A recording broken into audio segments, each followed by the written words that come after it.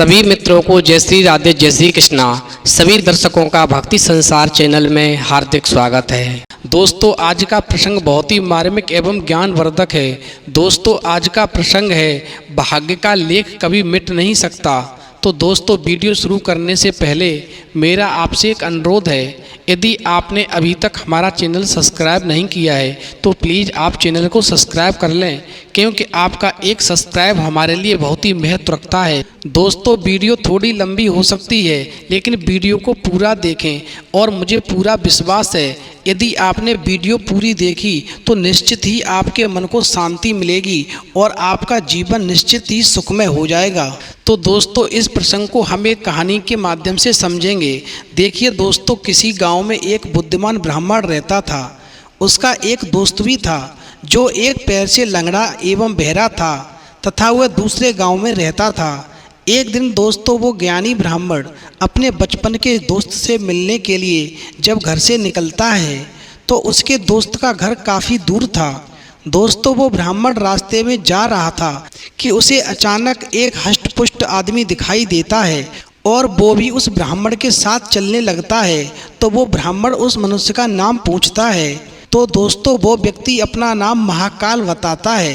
दोस्तों, वो ब्राह्मण मन में सोचने लगा कि मेरे मित्र का घर तो काफ़ी दूर है, मैं अकेला रास्ते में जा रहा था, अब 1 से 2 हो गए, चलो ये महाकाल मेरे साथ जा रहा है, हम लोग बोलते बतलाते आराम से वहाँ तक पहुँच जाएंगे तो रास्ते का सफ़र भी आराम से कट जाएगा।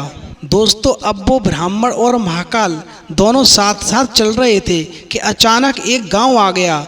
तभी दोस्तों, महाकाल ने उस ब्राह्मण से कहा कि तुम चलो, मुझे इस गांव में थोड़ा काम है, मैं इस गांव के आगे मिलूंगा। दोस्तों, ये कहकर के वो महाकाल जो था उस गांव में प्रवेश कर जाता है। जैसे ही दोस्तों उस महाकाल ने उस गांव में प्रवेश किया, वैसे ही एक भैंस एक व्यक्ति में एक लात मार देती है, जिससे वो व्यक्ति मर जाता है। अब दोस्तों, उस ब्राह्मण की मुलाकात उस गांव के निकलने के बाद में फिर उस महाकाल से हो जाती है। तो ब्राह्मण कहने लगा, क्यों महाकाल, काम करके बहुत जल्दी आ गए?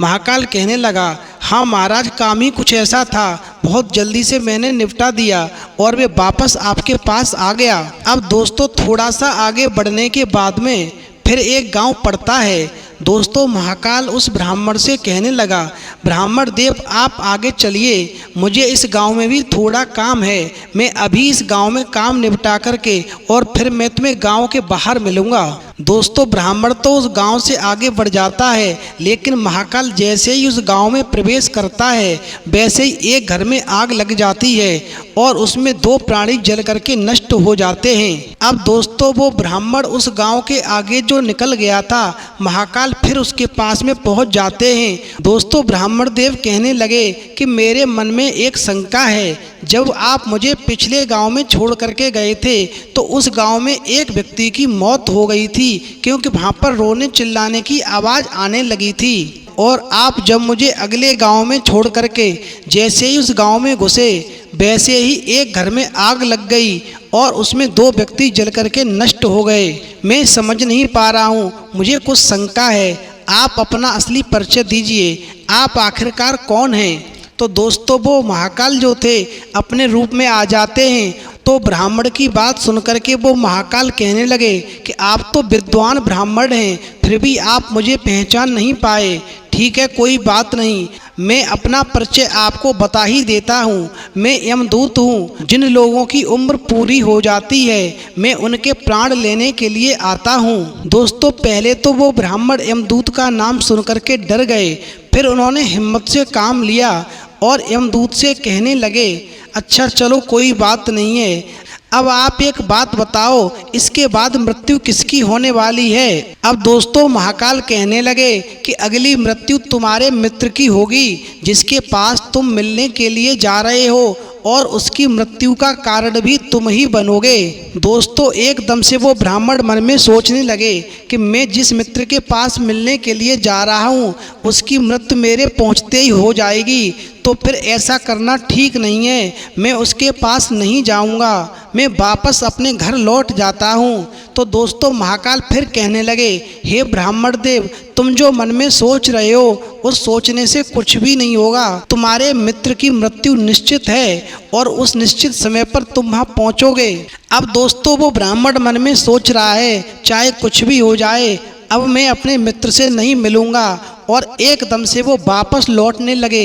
दोस्तों थोड़ी ही दूर चल पाए, तब तक क्या देखते हैं कि उसका जो मित्र था बचपन का, वो उसी ब्राह्मण के पास दौड़ता हुआ आ रहा है। और जैसे ही उसके पास वो आया, दोस्तों ध्यान रखना, एकदम से उसे अटैक आया और उसी के आंखों के सामने उसके मित्र की मृत्यु हो गई। दोस्तों जब ये नज़ारा उस ब्राह्मण ने अपनी आंखों से देखा तो वो ब्राह्मण उस महाकाल से कहने लगा, हे महाकाल, अब तुम ये बताओ मेरी मृत्यु कब और कैसे होगी। तो महाकाल कहने लगे, देखिए तुम्हारी मृत्यु आज से ठीक 6 महीने के बाद दूसरे राज्य में फांसी लगने से होगी। दोस्तों महाकाल की बात सुनने के बाद में वो ब्राह्मण अपने घर गया और सीधे अपने राज्य के राजा के पास गया और ब्राह्मण ने राजा से सारी बात बताई।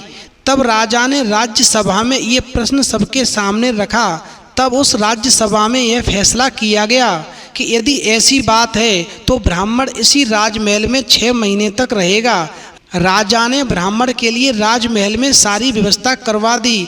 दोस्तों समय धीरे धीरे व्यतीत होने लगा। एक दिन का जिक्र है। दोस्तों उस ब्राह्मण को नींद में चलने की बीमारी थी, लेकिन ये बात उस ब्राह्मण को मालूम नहीं थी। जिस दिन उसकी मृत्यु होने वाली थी उसी रात्रि को वो ब्राह्मण राजमहल से निकलकर और दूसरे राज्य के राजमहल में जाकर राजा के शयन कक्ष में, जहाँ पर राजा और रानी दोनों सो रहे थे, उनके बीच में जाकर के सो गया। दोस्तों सुबह जब राजा उठा और उस ब्राह्मण को अपने शयन कक्ष में देखा तो वो राजा एकदम से बहुत ही क्रोधित हुआ और उस ब्राह्मण को फांसी की सज़ा सुना दी। दोस्तों तब वह ब्राह्मण उस राजा से सारी कहानी बताने लगा। उनसे कहा कि इसमें मेरा कोई दोष नहीं है, मैं आपके पास कैसे आ गया ये बात मुझे नहीं पता है। आप विश्वास न करें तो मेरी मृत्यु एक फांसी के द्वारा ही होनी है, मुझे महाकाल ने बताया था और मुझे मेरे राज्य के राजा ने अपने राजमहल में एक सुरक्षित स्थान पर रखा था, पर मैं आपके पास कैसे आ गया ये बात मुझे नहीं मालूम है। दोस्तों जब उस ब्राह्मण ने उस राजा को सारी बात बताई तो उस राजा ने पहले वाले राजा को पत्र लिख करके पूरी जानकारी प्राप्त की। तो राजा ने सारी सूचना दी कि हाँ ये ब्राह्मण ठीक कह रहा है। इसे महाकाल ने बताया कि इसकी मृत्यु फांसी के द्वारा होगी, तो मैंने इसको अपने राजमहल में सुरक्षित स्थान दिया जिससे इसकी मृत्यु न हो।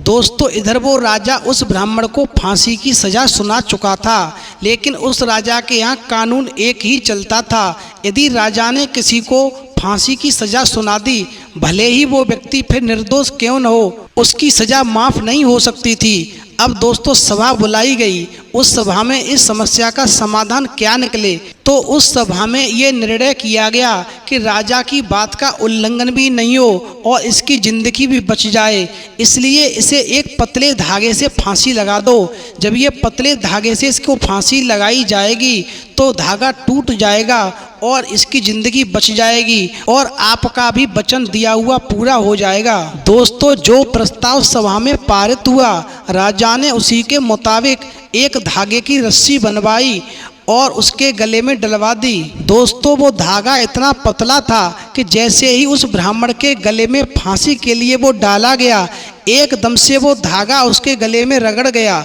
और दोस्तों उस धागा के रगड़ लगने से उस ब्राह्मण की गर्दन कट गई और खून निकलने लगा। दोस्तों इतना खून निकला कि उस ब्राह्मण की मृत्यु हो गई। तो दोस्तों ध्यान रखना, इस कहानी से हमें ये शिक्षा मिलती है कि जो भाग्य में ईश्वर ने लिख दिया वह कभी मिटाया नहीं जा सकता। यदि हम अच्छे कर्म करेंगे तो हमारे भाग्य को अच्छा लिखा जाएगा और यदि हम गलत कार्य करेंगे तो हमारे भाग्य को गलत लिखा जाएगा। दोस्तों ध्यान रखना, इसलिए हमेशा हमें अच्छाइयों का साथ देना चाहिए और बुराइयों से हमेशा बचना चाहिए, तभी ही हमारा जीवन सुखमय व्यतीत हो सकता है। तो दोस्तों यदि आपको हमारी वीडियो पसंद आई हो तो प्लीज़ आप हमारे चैनल को सब्सक्राइब करें, लाइक करें, शेयर करें, क्योंकि आपका एक सब्सक्राइब हमारे लिए बहुत ही महत्व रखता है। तो दोस्तों इस वीडियो में इतना ही। फिर मिलेंगे एक नई वीडियो में नए प्रसंग के साथ। तब तक के लिए जय श्री राधे, जय श्री कृष्णा।